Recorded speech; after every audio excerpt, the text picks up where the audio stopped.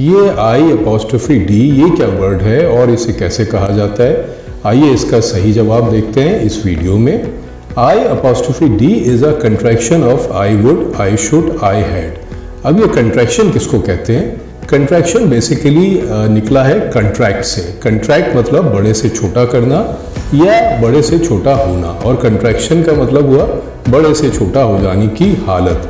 ये आई apostrophe D को हम ऐसे अदा करते हैं आइड, यानी हम यहाँ इसको, कुछ लोग जो होते हैं इसे आउट कहते हैं, लेकिन ये आउट या आउट नहीं है, ये है आइड, इसको बोलते हैं हम आइड।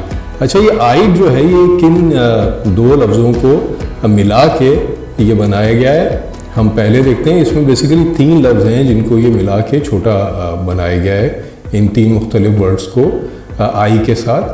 पहला है आई वुड, यानी कि मैं करूँगा। आइड जो है उसका मतलब एक ये होता है आई वुड, जिसका उर्दू में मतलब है मैं करूँगा। अब हम इसकी मिसाल लेते हैं।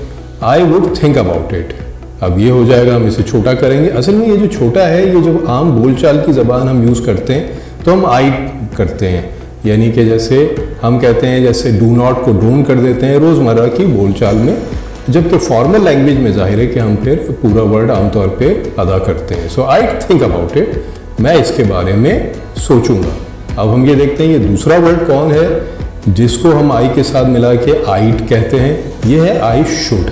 आई शुड को हम एक इसके मायने में लेते हैं मुझे चाहिए। अब हम इसकी मिसाल लेते हैं। I should think about it. हम इसको कैसे कहेंगे? आई थिंक अबाउट इट, अगर हम रोज़मर्रा की बोलचाल में इसको यूज़ कर रहे हैं, और इसका उर्दू में मायने होंगे इसके मुझे इसके बारे में सोचना चाहिए। और ये लीजिए हम तीसरे उसके ऊपर आ गए। यहाँ आई जो है वो आई हैड। आई हैड को मिला के हम यहाँ पे आइड बना रहे हैं, और इसके मायने होते हैं मैंने किया, मुझे हुआ, इस तरह के मायनों में ये इस्तेमाल होता है। लीजिए हम इसकी एग्जांपल देखते हैं।